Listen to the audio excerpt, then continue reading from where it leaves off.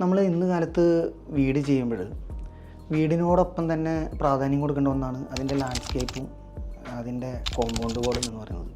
പലപ്പോഴും സംഭവിക്കുന്നത് വെച്ചാൽ നല്ലൊരു വീട് വെച്ചതിന് ശേഷം പിന്നീട് ലാൻഡ്സ്കേപ്പിൻ്റെ ഒരു ഘട്ടം വരുമ്പോഴത്തേക്കും അതൊരു സാമ്പത്തിക പ്രശ്നമായിട്ട് വരാറുണ്ട്.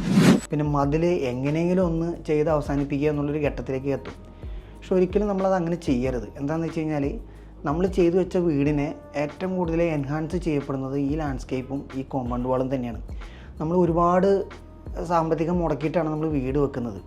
പക്ഷേ അതിന് മുമ്പിൽ വെക്കുന്ന ഈ പറഞ്ഞ പോലെ ലാൻഡ്സ്കേപ്പും മതിലും കറക്റ്റ് ആയിട്ടില്ലെങ്കിൽ നമ്മൾ മുമ്പ് എടുത്തു വെച്ചിരിക്കുന്ന ആ എഫർട്ട് മുഴുവൻ അത് സാധാരണഗതിയിൽ അതൊരു വെള്ളത്തിലായിട്ട് പോകാനുണ്ടാവുക. അപ്പോൾ നമ്മൾ എന്താ ചെയ്യേണ്ടതെന്ന് വെച്ച് കഴിഞ്ഞാൽ മതിൽ ഡിസൈൻ ചെയ്യുമ്പോഴും കഴിവതും വീടിൻ്റെ ചില എലമെൻറ്റുകൾ കഴിവതും എടുത്ത് വീടിനോട് മെർജ് ചെയ്യാവുന്ന രീതിയിൽ നമ്മൾ മതിൽ ചെയ്യുകയാണെങ്കിൽ കിട്ടുന്ന അഡ്വാൻറ്റേജ് എന്താണെന്ന് വെച്ചാൽ ഇപ്പോൾ ഈവൺ ഒരു ചെറിയൊരു പ്ലോട്ടിലുള്ള വീടാണെങ്കിലും കോമ്പൗണ്ട് വാൾ നമ്മളങ്ങനെ ചെയ്യുമ്പോൾ ഈ വീടിൻ്റെ ആ ഒരു ചെറിയ സൈസ് ഈ മതിലും കൊണ്ട് നമുക്ക് കൂടുതൽ കവർ ചെയ്ത് എടുക്കാൻ പറ്റും. അപ്പം പുറമേ നിന്ന് നോക്കുന്നവരെ സംബന്ധിച്ച് വീടിനെ അതിൻ്റെ ഈ ആക്ച്വൽ ഉള്ള സൈസിനേക്കാളും കുറച്ചുകൂടി എക്സ്പാൻഡഡ് ആയിട്ടുള്ളൊരു വേർഷനായിട്ടായിരിക്കും കാണുക. അതൊരു നല്ലൊരു അഡ്വാൻറ്റേജ് ആയിട്ടുള്ളൊരു ഫോർമേഷനാണ്.